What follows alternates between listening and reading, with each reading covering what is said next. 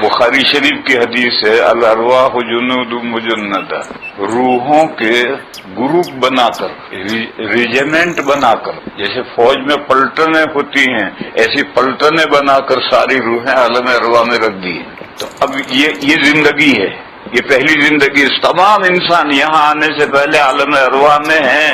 کیف تکفرون باللہ وکنتم امواتا فاحیاکم، تم نتھنگ تھے، تمہیں اللہ نے تھنگ بنایا۔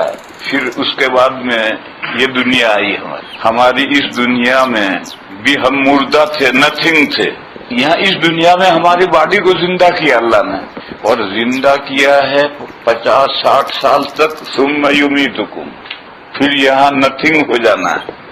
لیکن نتھنگ ہونا ہے باڈی کو، روح تو جو پہلے جیون میں پیدا ہوئی ہے عالم ارواح میں ہے، اور وہاں سے ماں کے پیٹ میں باڈی میں آئی ہے اور باڈی زندہ ہوئی ہے، یہ باڈی سے روح نکل کر تو پاس ہوئے، گزری گیا، اور یہ باڈی، یہ لاش، نتھنگ، لا شیء، تو نتھنگ ہونا ہے اس باڈی کو، زندہ بھی ہوئی باڈی اور نتھنگ بھی ہوئی باڈی، اور روح جو عالم ارواح سے بدن میں ماں کے پیٹ میں آئی، وہ بدن سے نکل کر پھر کہاں گئی؟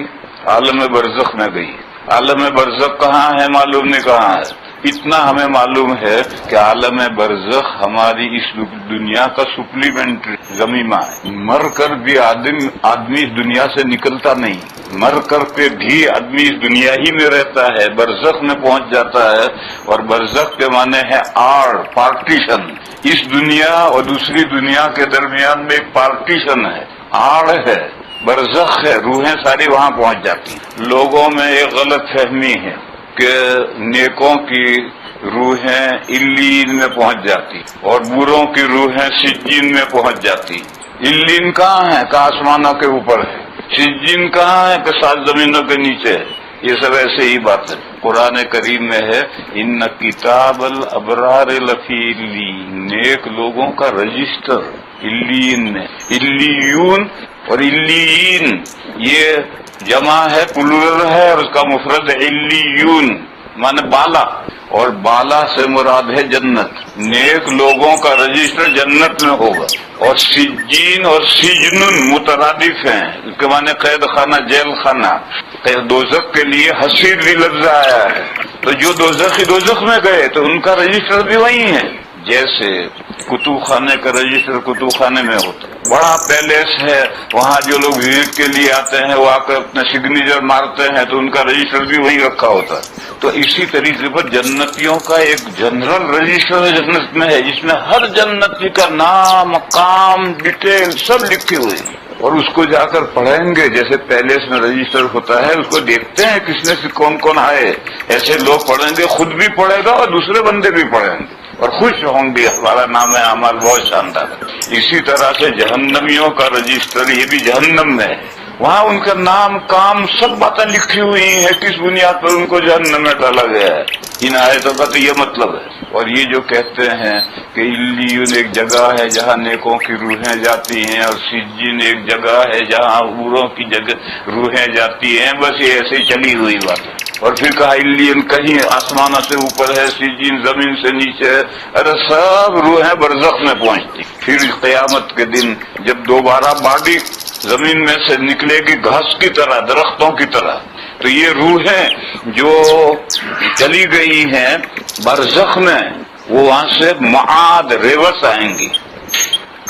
لفظ معاد کے معنی ریورس، وہ وہاں سے ریورس آئیں گی، اور ریورس آ کر کے ہر روح اپنی باڈی میں داخل ہو جائے گی۔ یہ جو اس وقت ہماری باڈی ہے 5 ہاتھ کی، یہی مٹی اور یہی ہوا اور یہی آگ اور یہی پانی، اسی سے ریکنسٹرکشن ہوگا اور 7 ہاتھ کا باڈی بنے گی۔ اس وقت ہماری باڈی میں کتنی مٹی ہے جانتے ہو؟ 500 گرام۔ یہ جو لوگ مردوں کو جلاتے ہیں تو ایک ٹب میں مردے کو رکھ کر کپڑے نکال دیتے ہیں، ڈھکنا بند کر کے بٹن دبایا، 1 منٹ کے بعد اندر کچھ نہیں ہے، 500 گرام مٹی ہے، برشے سے جمع کر کے دے دیتے ہیں، لے جاؤ۔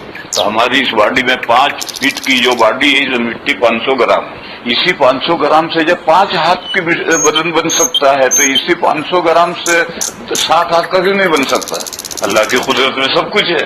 تو ہمارے یہی جسم، یہی اجزاء، اس میں کوئی نیا جز شامل نہیں ہوگا اور اس کا کوئی جز غائب نہیں ہوگا۔ ناخن کاٹ کے ہم پھینکتے ہیں وہ بھی آئیں گے، بال کاٹ کے ہم پھینکتے ہیں وہ بھی آئیں گے، خط بچے کی ختنہ کر کے جو چمڑی پھینکتے ہیں وہ بھی آئے گی۔ اسی جسم کے سارے اجزاء سے دوبارہ باڈی بنے گی، اور جب باڈیاں بن کر تیار ہو گئی تو روحیں ریوس آئیں گی اور آ کر اپنی باڈیوں میں داخل ہو گئی تو نئی زندگی شروع ہو۔ یہ تیسری زندگی ہوئی۔ پہلی زندگی عالم ارواح کی، جب آدم علیہ السلام کی پیٹھ سے نکالے گئے اور عہد الست اللہ نے اپنے ربوبیت کا اقرار لیا۔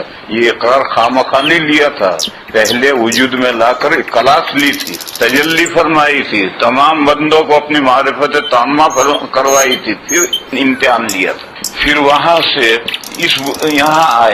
یہاں آئے وہی نالج لے کر آئے، وہی معرفت لے کر آئے۔ کل مولود یولد علی الفطرہ، نیچر وہ ہے جو اس کے نیچر میں جو بات ڈالی وہی لے کر آیا ہے۔